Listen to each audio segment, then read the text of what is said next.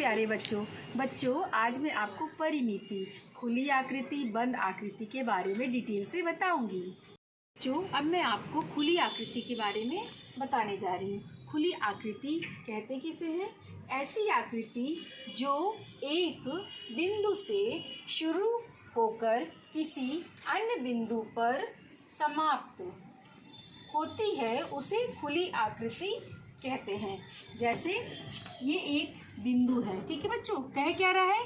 जो एक बिंदु से शुरू होती, मान लीजिए ये यहाँ से शुरू हो रही है और किसी अन्य यहाँ से शुरू होकर किसी अन्य बिंदु पर समाप्त हो रही। मान लीजिए ये यहाँ पे आके समाप्त हो गई है, ठीक है, इसे हम खुली आकृति कहेंगे। जो हमारा इतना हिस्सा है ये खुला हुआ, ये पूरा क्लोज नहीं हुआ, पूरा बंद नहीं हुआ, तो इसे हम खुली आकृति कहेंगे। एक और उदाहरण के साथ, ये है एक बिंदु, यहाँ से शुरू होके ये दूसरी बिंदु की ओर जाती है और वापस आती है, ये यहाँ पर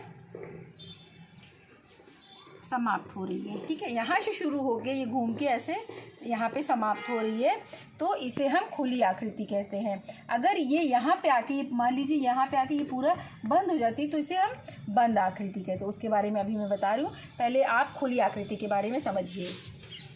अब मैं आपको बताऊंगी बंद आकृति किसे कहते हैं। बंद आकृति कहते किसे हैं?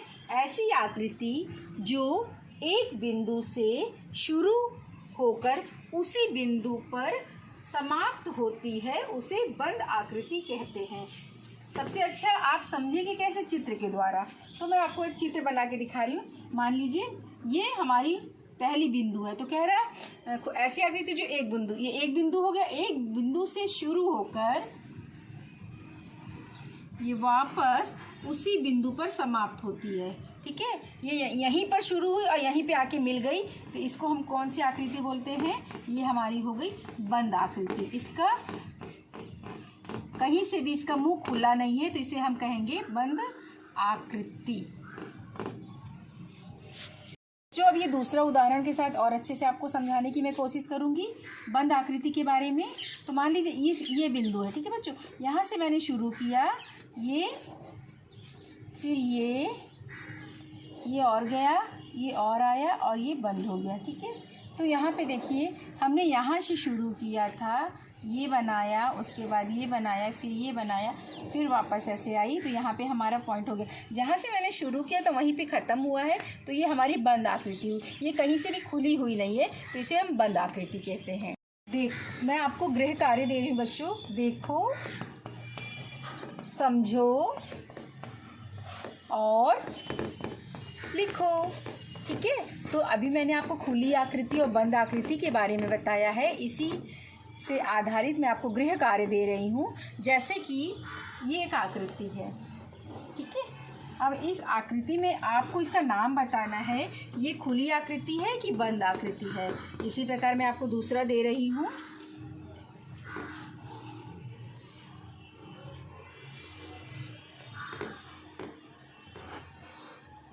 अब इस आकृति को देख के आपको बताना ये खुली आकृति है कि बंद आकृति है।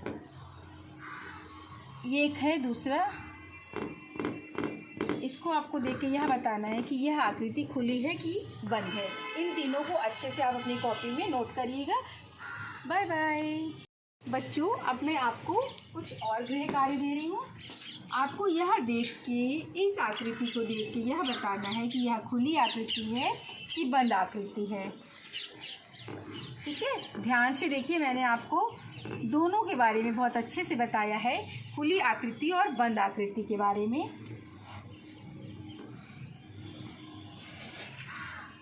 अब इन तीनों को आप देख के बहुत अच्छे से समझ जाएंगे कि इसमें से खुली आकृति कौन सी है और बंद आकृति कौन सी है। बच्चों मुझे उम्मीद है कि यह परिमिति और खुली आकृति, बंद आकृति के बारे में आपको बहुत अच्छे से समझ में आ गया होगा, और इसे आप अपनी कॉपी में ज़रूर से उतारिए, याद करिए। अगली वीडियो के साथ मैं फिर से आपके पास आऊँगी। तब तक के लिए take care and bye bye.